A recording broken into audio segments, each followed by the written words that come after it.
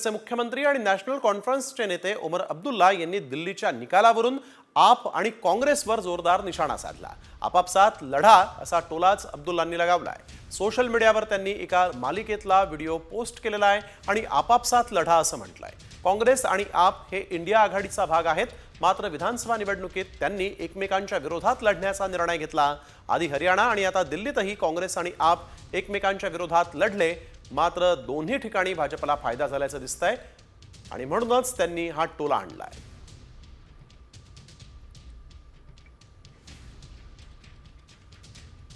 काश्मीरचे मुख्यमंत्री आणि नॅशनल कॉन्फरन्सचे नेते उमर अब्दुल्ला यांनी दिल्लीच्या निकालावरून आप आणि काँग्रेसवर जोरदार निशाणा साधला। आपापसात लढा असा टोलाच अब्दुल्लांनी लगावलाय। सोशल मीडियावर त्यांनी एका मालिकेतला व्हिडिओ पोस्ट केलेला आहे आणि आपापसात लढा असं म्हटलंय।